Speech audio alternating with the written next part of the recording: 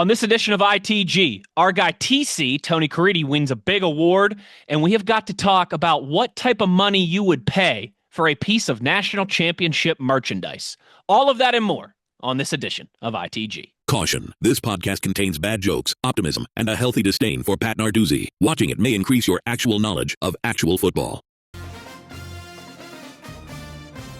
ITG.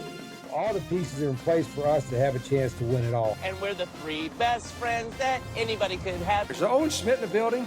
Like a runaway beer truck down the sidelines. So where's he in? He in here, Jed Drenning? I'm not much of an athlete. The thing that's non-negotiable is playing hard and playing tough. And Wesley, Valen, Uhler.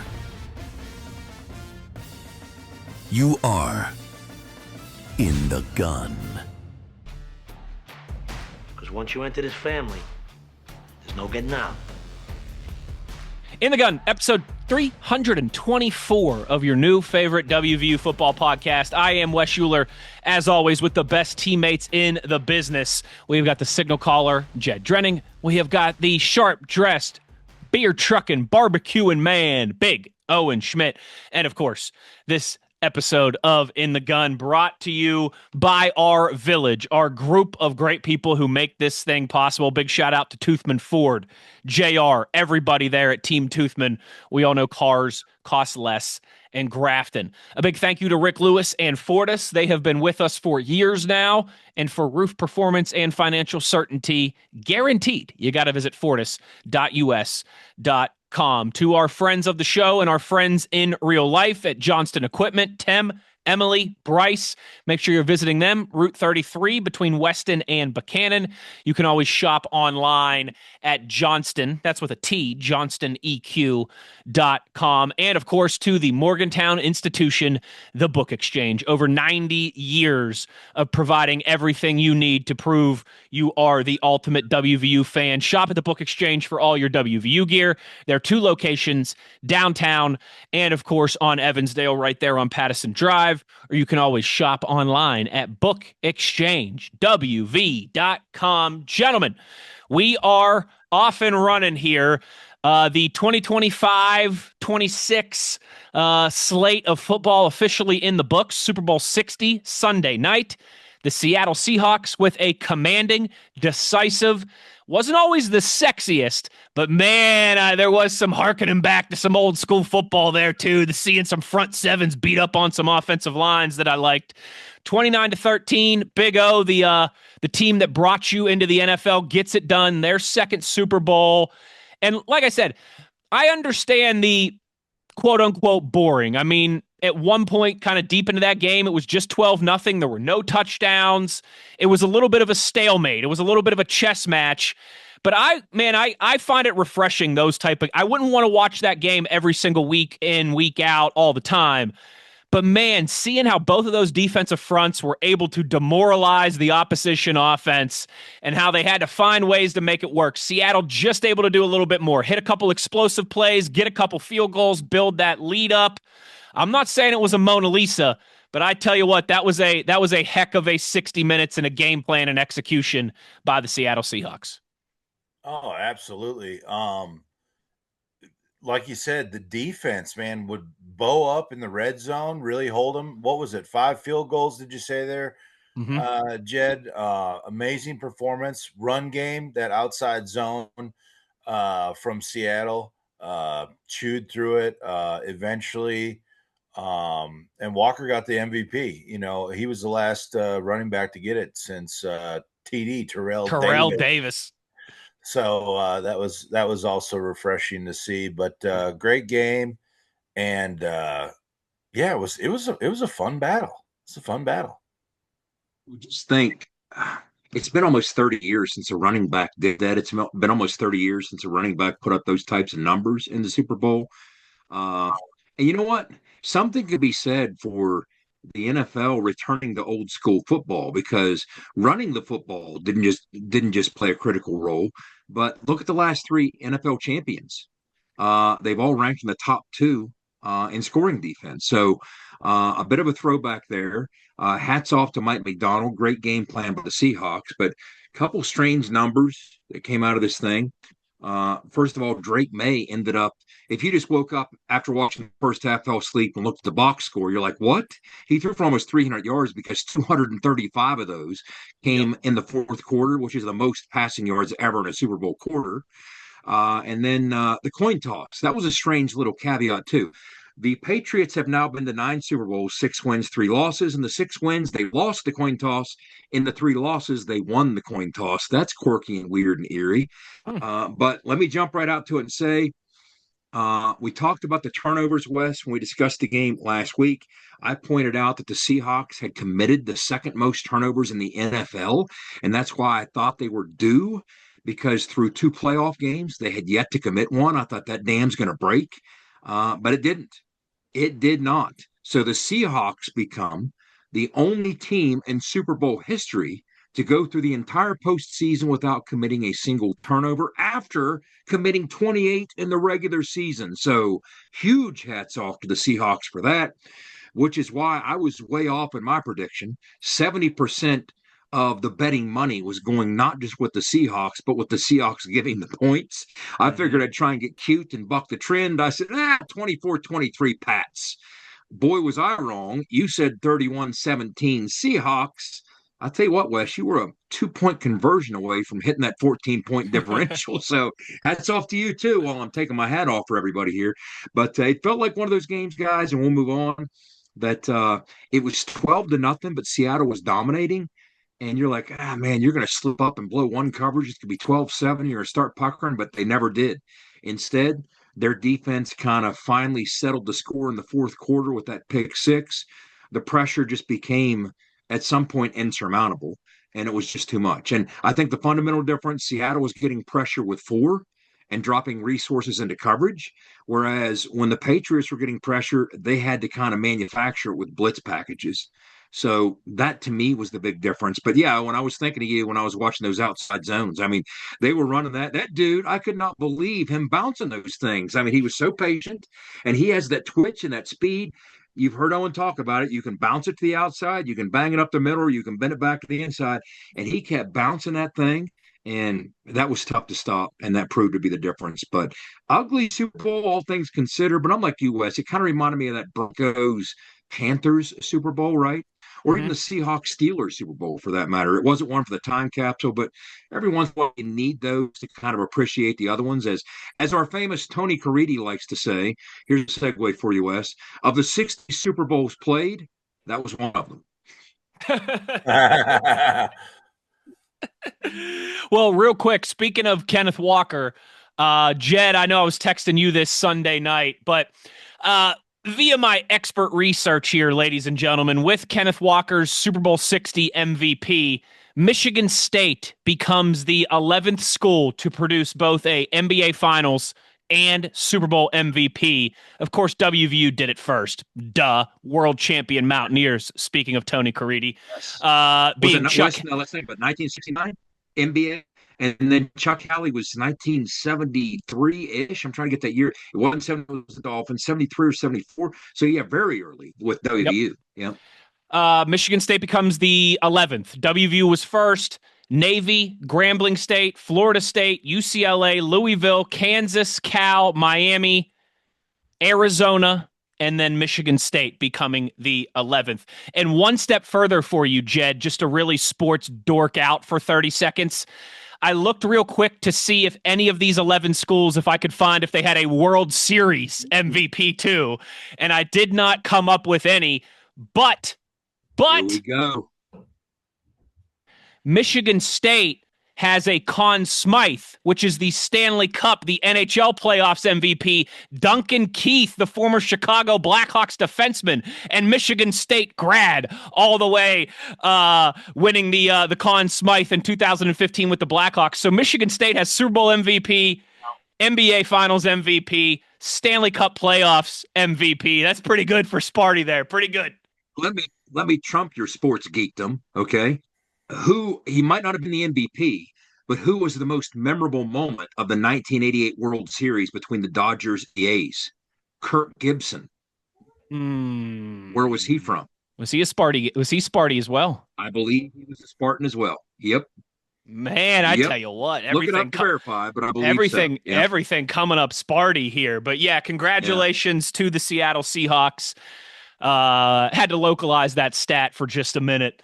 But yes, Super Bowl 60 in the books, the 2025-26 season in the books for in terms of football. We're going to bring up Indiana and their national championship and a piece of merchandise of Coach Signetti's that was just auctioned off for six figures on the other side of the break. We are going to credit our guy, Tony Caridi, here in just a second.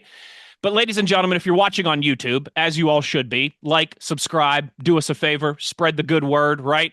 I am wearing a USA Hockey jersey. If you are watching here on YouTube, this is a 2002, the Salt Lake City Winter Olympics, where the American men came in second, silver medal to the Canadians in that Olympics, unfortunately, in 2002. 2010, we were runner-up to Canada, silver medal in both of those.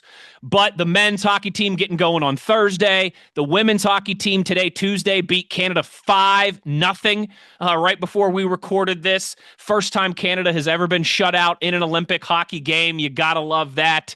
And so I am stoked for the men. I mean, obviously, Olympics, I'm all about it. But especially for men's hockey here starting on Thursday.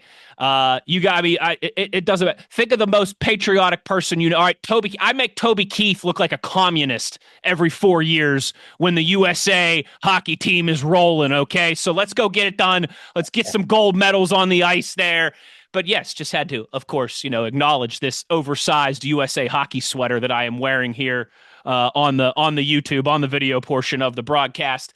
Also, by the way, Big O, the head coach of the United States women's hockey team, John Robleski, is from Neenah, Wisconsin. Another fellow Wisconsin man for you there, helping the ladies en route to their 5-0 beatdown of Canada earlier today. But before we go to break, we do have to give some love, give some props to our guy, Tony Caridi, voted the 2026 Woody Durham Voice of College Sports. Pretty cool. This is, one of those, the 66th ever MSMA Awards banquet. And guys, I think we can all agree. I mean, Jed, I'll kick it to you first on this one is, you are fortunate enough to work with TC and have been now for a while on the broadcasts. The 30-year voice of the Mountaineers getting some well-deserved national recognition. You should, and no surprise here. This is a relatively contemporary award, and it started in 2018. It was created in 2018. The Woody Durham Voice of College Sports Award recognizes, and this is from their release, professional college broadcasters who fit the following criteria: preparation, association with his or her school, check. Tony is one of the most prepared guys you'll ever work with. Obviously, the association is second to none at this juncture. Tenure at their school, you just referenced it, Wes, check. Efforts in the community. Tony's very active in a ton of things. Mentorship of young broadcasters. Dare I say, I'm included. I've now worked with him. So that's how long it's been. I was young when I started working with him. I no longer am. And then finally, character. And dare me to add to this list, but I might. I'm going to add humility. And it was just so fitting that I just happened to talk to Tony yesterday. And we had a conversation about a bunch of other things, catching up on this and that. He never mentioned this. Of course, he never mentioned this. Not a breath of this. This huge, seismic life award that would be, and he's flattered by it. He's moved by it. He was surprised by it, but he never even brought it up to me. He never even brought it up to me. So I texted him back today after I heard, and I was like, "You silent rascal." And he's just like, I didn't see it coming. I really didn't. But yeah, guys. And the thing about Tony is, yes, he checks all those boxes, but there's even more. When you travel the Big 12 circuit with TC, first of all, one of the things that strikes you is just how well respected he is by his peers.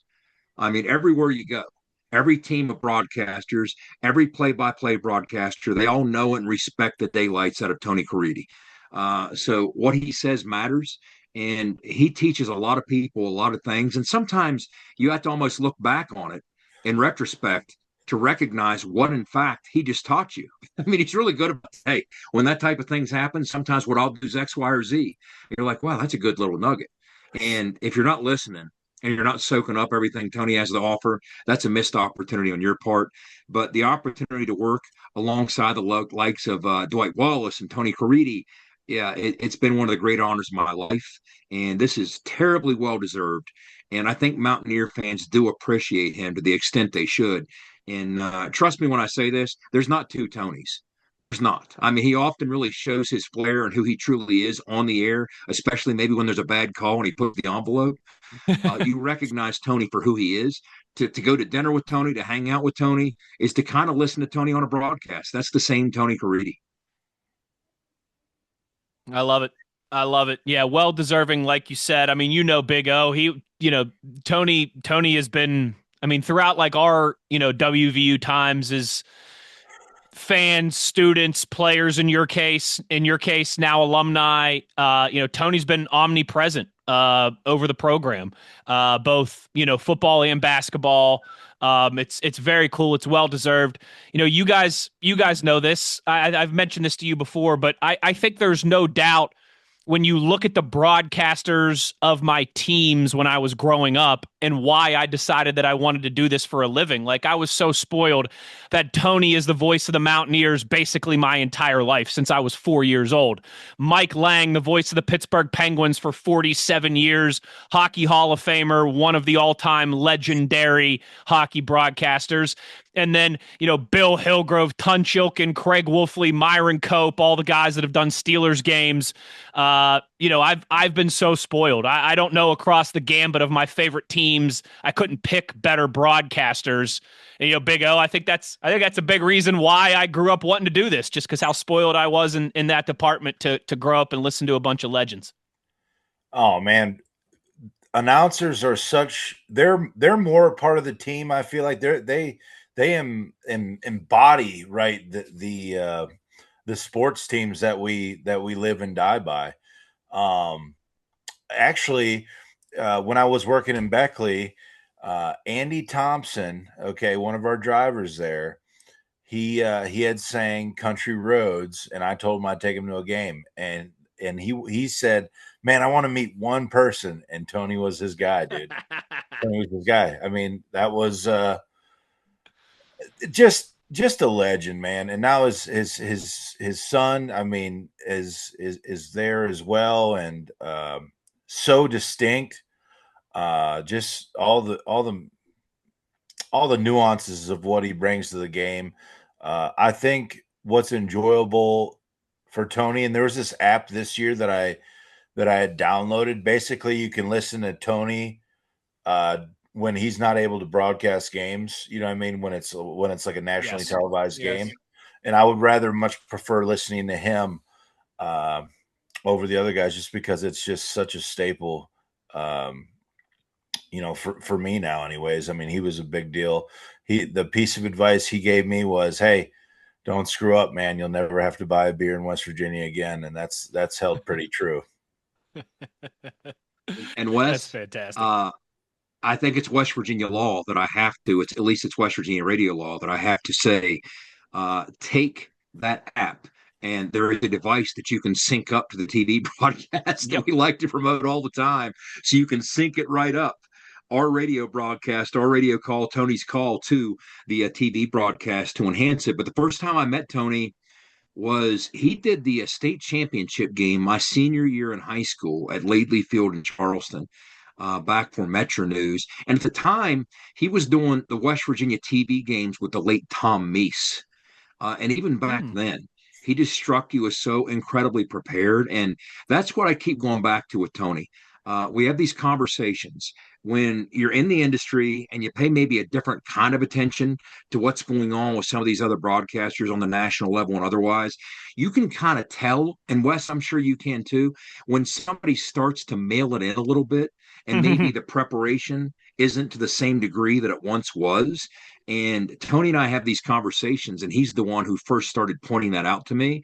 And ever since then, I kind of notice when somebody gets up to a certain comfort level after they've done it for so many years, and Tony guards so strongly against doing that. And he just, I mean, I just glanced behind my back, guys, and I have memorabilia and this and that for no rhyme or reason laying around. And this doesn't happen on its own. It's just an old call sheet. I don't even know what it's doing in here. It's one of Tony's call sheets from the radio broadcast from one of the Texas Tech games. I want to say 5, 6, 7 years ago. I don't know what it's doing in my office, right? But it ended up here. And just the level of detail, there is a system that you provide the information to, and then what they do is they spit out these call sheets. Wes, you've seen these things. Yep. And what's needed is, Wes, I'm on the mailing list that Tony shares with me each year for the national championship. He has a little enclave of broadcasters that get the national championship call sheets and the Super Bowl call sheets. And I geek out on those things. It's just so neat to see the little nuggets, looking at the two deep at each position. But yeah, guys, you can learn a whole lot just by sitting back, listening, soaking in what Tony does, how he goes about his business. But I mean, more so than anything, even during a break, you can really tell so much about Tony. I mean, it's always, the analogy I would use is the duck swimming on the pond looks so calm. And that's the way it's supposed to sound. And that's one of the things I've tried to learn, because under the water, you don't recognize the madness of the kicking and those flippers, right? And that's kind of how Tony is and always has been. I mean, there have been times like early in my radio career that maybe I would be caught off guard by something and want to react on the air a certain way. But just by watching Tony go about his business, now it doesn't matter what happens to me on the air. I'm going to treat it like Tony. I always ask myself, what would Tony Caridi do? And I'm just going to keep on business as usual. Even if I think you can't hear me and something disrupts in my IFB or my mic or my transmitter, I'm going to keep talking as though you can, just in case you can. Those are the types of little things you learn from watching Tony Caridi. And the best of the best. I mean, he really is. We're so fortunate as West Virginia fans to go from Jack Fleming to TC. And again, I can't say enough about Tony. I can't say enough about Dwight. But what a great team behind the scenes, in front of the camera, behind the camera, behind the mic, in front of the mic. And we're just very blessed to have Tony. And I love to see hard work pay off in the way it has for Tony. And it's just one more. It's not the last award he'll win, nor should it be. But it's a big one. It's a big one. And I think it should mean as much to this Woody Durham society as it does to Tony Caridi, to have him part of that group and part of that club. So great effort, great job, and I'm happy for him. Well said, Jed. And just to cap it off, I think one of the final marks of a master wordsmith like Tony Caridi is a catchphrase that everybody knows. It is a great day to be a Mountaineer wherever you may be. Let's get to a break here. When we return on the other side, Curt Cignetti's national championship headset, the headset that he wore in that win over Miami, just auctioned off for over 6 figures.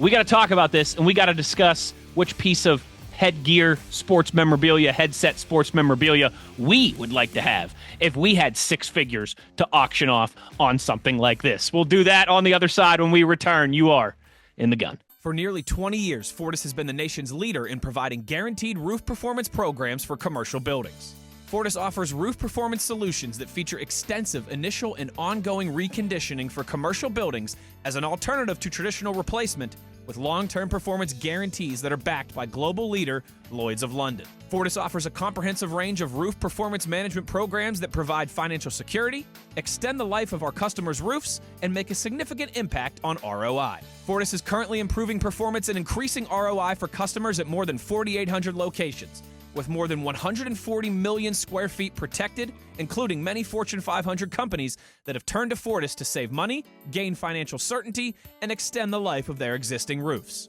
Fortis has helped customers save more than $520 million in capital roof replacement costs for an average ROI of over 250%. To learn more, visit fortis.us.com. Fortis, roof performance and financial certainty guaranteed. Nobody supports the blue and gold Mountaineers like Toothman Ford. With over 20 NIL deals and counting, Toothman Ford continues to rally behind our student athletes. And it's time we rally and support the dealer that supports the Mountaineers. Not only does Toothman Ford offer the best prices in the state on pre-owned, their never over MSRP campaign on new Fords guaranteed to save you thousands. Drive with pride all season long, knowing you're supporting the dealer that fuels our Mountaineers. Toothman Ford, where cars cost less, in Grafton and at toothmanford.com. You're listening to Mountaineer Football Talk. ITG. When the sun's just rising and the work won't wait, you need the equipment that works just as hard as you do. Johnson Equipment delivers power, performance, and reliability day in, day out. Whether you're plowing fields, hauling loads, or planting the future, our tractors are built to take it and then some. Strong, reliable, ready. Low-rate financing available on select Coyote models. Johnson Equipment, farming made easy. Get all your Mountaineer gear in WVU apparel at the Book Exchange. They're the locally owned and operated retailer with more than 90 years of selling everything you need for game day and everything else you need to show you're the ultimate WVU fan. Shop at their 2 locations at downtown Morgantown or Evansdale on Pattison Drive, or online at bookexchangewv.com. When shopping online at bookexchangewv.com, be sure to enter code INTHEGUN20 at checkout for an awesome savings of 20%. That's right, 20%. Back in the gun here as we roll along, and it is time now to close down this episode with a bit of a fun conversation here between the trio of us. Curt Cignetti, of course, national championship winning head coach at Indiana University, former WVU Mountaineer quarterback, by the way. The headset that he wore in the national championship game recently just sold this past week for $112,000 in an auction. Actually, the auction was on Super Bowl Sunday, so just a few years ago. That headset selling for more than $100,000. And, I think Jed was like somewhere around 20 grand until the last hour when that thing ballooned up like over $90,000 in the last hour.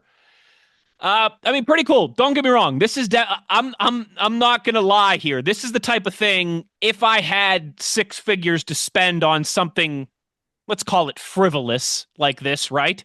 I definitely would. No doubt. I would certainly love to have the type of cheddar to spend 6 figures on Curt Cignetti's headset. Yeah, there's disposable income, and then there's this. Right? Yeah.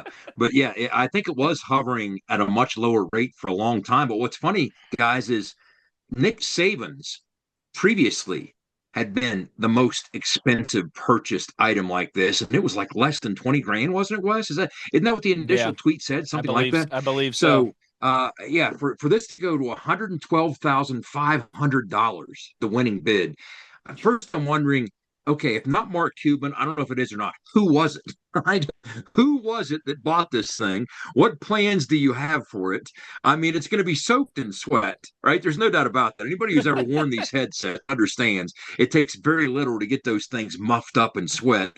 I remember the late Wolfman. The funny thing was, nobody wanted to share Wolfman's headset because he sweated it so much. So he used to put a towel inside his ears, and he looked like he was like churning butter. I used to tell him up in the press box because he looked like some kind of maid with this towel under his head. Wolfman, and Wolf, I miss Wolf. But who did this go to for $112,000? So Owen, thoughts from you, because then we're going to segue into the conversation that our twisted minds came up with. I put it on Twitter, and I'll read some of the fans' comments. But what are your initial thoughts about this one, Owen? $112,000 for a headset worn in a national title. Well, very generous donation. Where are the donations going to it, by the way? What was it for? So it's funny. I was trying to look that up here over the last minute or two, and I cannot. It doesn't seem like it's for charity or for a good cause or anything. It just seems like they auction. It's exactly right. Like they auctioned it off so for another off-ball linebacker or something. Yeah. No, impressive. Obviously, a real piece of history for Indiana.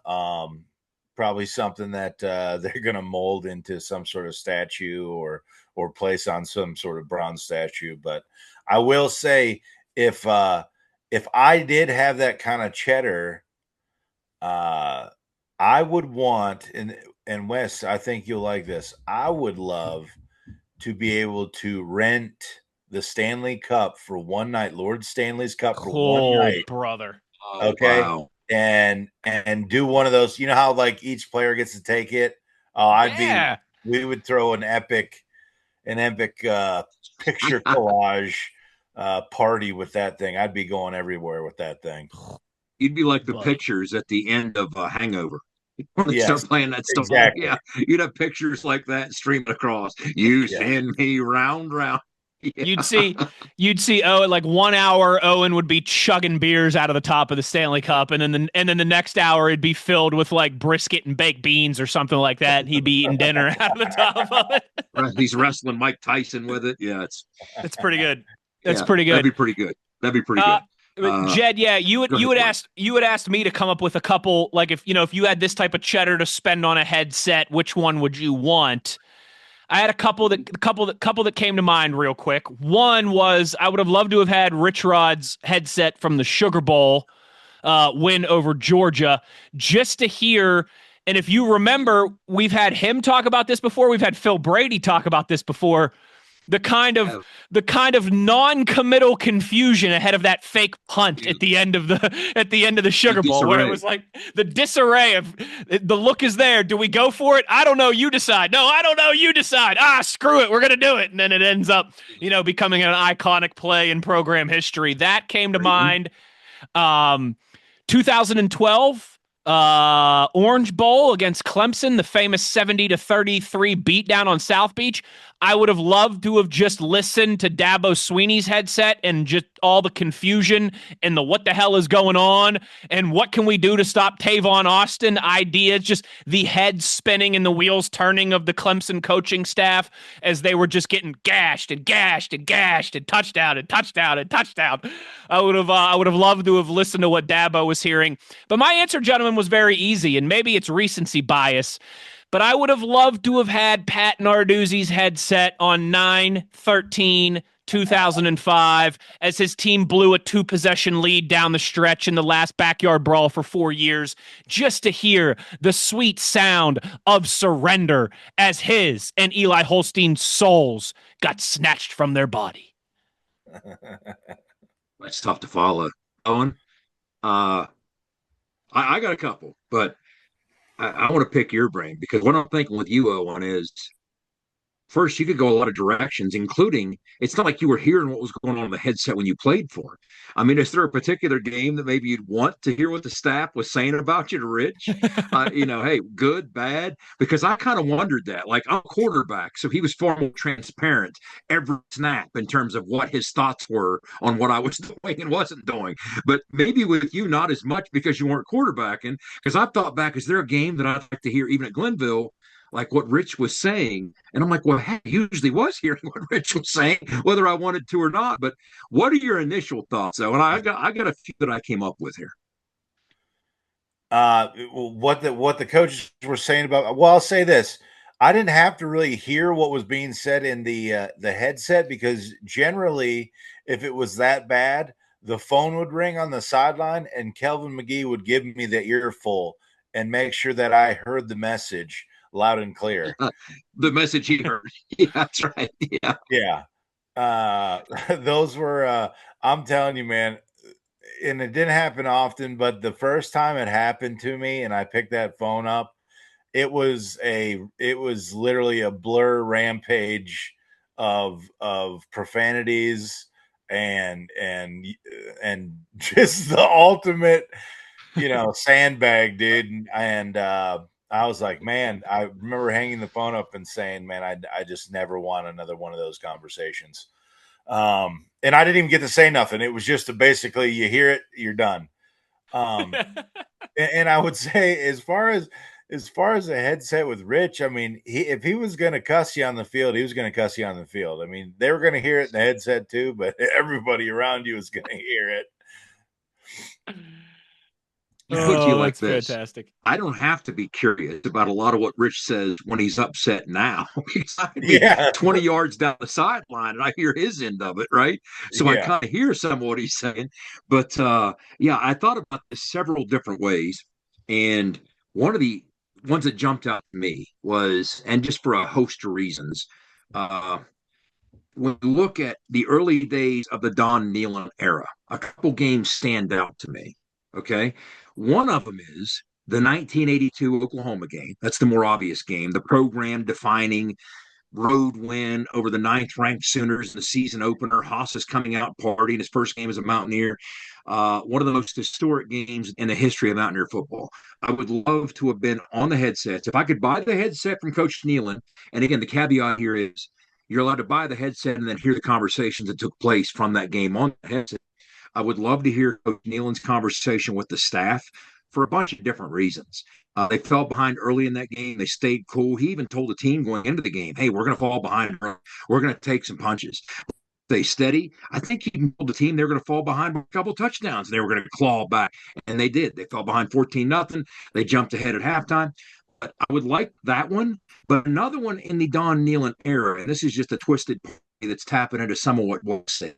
Wes was talking about being on Narduzzi's headset last year. Boy, I would like to be on, now I'm dating myself with this, Florida head coach Charlie Pell's headset when West Virginia smoked them in the bowl game in 1981 because he famously burnt game tape and then they buried it on their practice field. He was so off after getting smoked like that by West Virginia. I would have loved to have heard what Charlie Pell was saying during that game. And keeping that same theme, let's fast forward. I wouldn't mind have heard some of what Dave Onstead had to say in 05 and 06. Not so much 07. Now we just got to run faster. Yes, run faster. That's right. His halftime remarks. And finally, because I'm not sure which Rich one, I've heard so much of Rich, I kind of know how those conversations often go. So I wouldn't be as surprised by it. But another one I'd like, let's go back to 2012, and in much the same twisted way that you talked about Dabo Swanee, Wes. And I always say that one of my many memories of the Orange Bowl is 33 win. I remember being outside the locker room as Dabo was being carted back to the Clemson locker room in the bowels of the stadium in Miami Gardens. And if 70-30, he went right by me in the golf cart. And if 70-33 had a facial expression, that's the facial expression Dabo Swanee was wearing as he went by me, just shoulders slooped, hang, everything you'd expect about a coach who just had 70 dropped on him. But during that 2012 regular season, the headset that I wanted to be on was Bob Stoops and the Oklahoma staff. Oh, yeah. As T-Bone went wild, and they couldn't do anything close to stopping him. Their only answer was to try and outscore him, which they ultimately did, but they had no answer for Tavon defensively. None. And I mean, whether it was special teams, whether it was stopping the run, whether it was stopping him as a pass threat, receiving threat, I would have loved to hear what the defensive staff is saying. It was his brother, the other Stoops, that was the D coordinator on that staff. It wasn't Brent Venables. Venables came the next year after Stoops was moved on, and Venables came from Clemson. But I would have loved to have heard that one. So, but let's go to some of what the fans said, guys. Some of them were echoing part of what you said. Jed, if I can interject real quick, there is two in the NFL that I would have loved to hear, and I think you guys will agree with me. Miracle in the Meadowlands, Tom Coughlin and the New York Giants. When we came back, I was playing for the Eagles at the time. I would have just, maybe part of some of the comeback, but the biggest one the conversation I would have loved to hear is when they punted it to Deshaun Jackson and he ended up running it back. It might have just been silence. You know what I mean? Well, didn't he like spike the headset down, so that headset might be broken? That might be broken somewhere in the Meadowlands still. That one would have been a great one to be a part of. And we played the Skins on a Monday night, and we put up Vic threw for 8 touchdowns. It was 80 to freaking 6 or some crap. But I would have loved to just hear this game. What their staff was saying. I mean, the first play, we went yard. I mean, he threw a bomb to Jackson. But I would have just loved to hear, what that staff was even thinking about at that time, because we absolutely destroyed them. So those would have been two of my professional ones I would have loved to chime in on. That's good ones. Those are good ones. You know what I would have liked? Who were you playing the day that you started in Seattle that you busted? The Jaguars. I would have liked to have heard the Jaguars stat. It's like, did you guys see that? I would have liked to have heard that one. But I remember that big game. When he had like 365-yard touchdowns or something crazy in the first quarter and a half. He was just crazy. In fuego that night. So let's jump to what the fans had to say. I said, all right, Mountaineer fans, adding the wrinkle, you're actually able to hear some of the conversations. What game day headset in history would you want the most? That would be West Virginia. I just said just any game day in history. Some interesting answers. At Jeff P. responded, Georgia Sugar Bowl. There you go, Wes. Okay. At DJ Thomas Enjoyer said, any Holgerson crash out that resulted in a broken headset. I heard a couple of those up close. Yep. Okay. And then at Brennan 744, bunch of numbers. I'd love to hear Coach Rod during the debut Georgia game. Another one. The highs, the lows, the fake punt. There it is. The win. At in right, double lot. Either 2006 Sugar Bowl, or here we go, Wes, the 2025 Backyard Brawl. I think he's in cahoots with you, Wes. Nick Wright is in cahoots with you. I love this answer. Glossy blue helmet. Oh, listen to his handle. At not Bill Kurlav. His answer, Bill Kurlav. He didn't care what it was. He just wanted to hear Kurlav on the headsets. That's good. Dolomite Clay Wilcox said, the Virginia Tech 2002 game, due to the back and forth nature of that game. Of course, that was the win in Blacksburg that preceded the win at Heinz Field against a ranked Virginia Tech team, then a ranked Pitt team. That would have been a good one. Think of the goal line stand. Think of with the big hit by Grant. Think of the Brian King interception. With a lot of big moments in that one. That would have been great. Okay, and then I wouldn't necessarily want the headset. This is Jeff A. Stump. I wouldn't necessarily want the headset, but would love to hear the conversation from the 93 Super Bowl when Coach Nealon pulled Kelchner. Interesting. Here's one that's very timely, guys. Pete Chocolos at West Virginia at WV Patriots. Al Michaels, 1980, can you believe in miracles? Yes. Of course. That'd be kind of interesting. Imagine what during the commercial breaks, the conversation he was having, with the crew and, hey, can you guys believe this is a game? We thought 3-1 would be great, Yeah. Which, by the way, if you haven't watched the documentary on Netflix, please it's outstanding. do. Oh, so wow, good. It's outstanding. Okay, and then Brian Moore, B. Moore, for WVU. That's easy, and this is good too. This is a really good one. WVU versus Syracuse, 1992, the brawl. I would love to hear Coach Nealon's reaction to that travesty of officiating while it happened. You remember the big fight? That would have been a really good one. That's true too. But no wrong answers here. This is kind of lit some fun conversations here. So whoever purchased Coach Signetti's $112,000 headset, more power to you. You gave us something to talk about. That was a fun little trip down memory lane, guys. That sure was. Always is. Obviously, in the comments, let us know if you want to chime in on that conversation. If you had six figures to drop on a headset, which one would you want?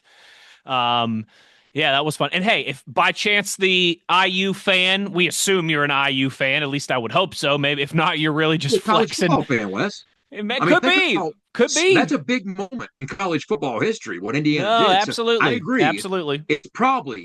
It's probably an Indiana fan, but either that, it's a really good college football fan. That's right. One or the other.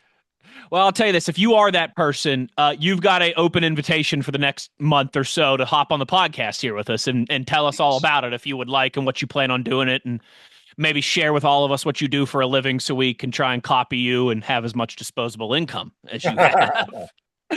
But that will do it for us on this edition of ITG. Big thanks to everybody for participating in some of those questions. Big shout out again to TC, Tony Caridi, for a much-deserved award. And go USA to all of our Olympians over there in Italy, but especially to the United States men's and women's hockey teams, baby. Let's bring home double gold. That's what I'm talking about. Take care, everybody. Oh, wait a second. I totally messed up the whole end of the order of the show here. I'm all excited about the Olympics and some international hockey here. For our producer, co-host, Mr. Do-It-All, Schuyler Callihan. For the sharp dressing barbecue and beer truck, Big O. The signal caller, Jed Drenning. I'm Wes Uhler. The one thing we ask of you is to be an ear and tell an ear about your new favorite WVU football podcast. Take care, everybody, and we will talk to you soon. You've been In the Gun. ITG. The fun doesn't have to stop here. Be sure to hit subscribe and never miss an episode. If you have any questions, suggestions, or feedback, be sure to follow us on X at In the Gun Podcast. Join us again next time. Until then, tell an ear to tell an ear about your new favorite WVU football podcast.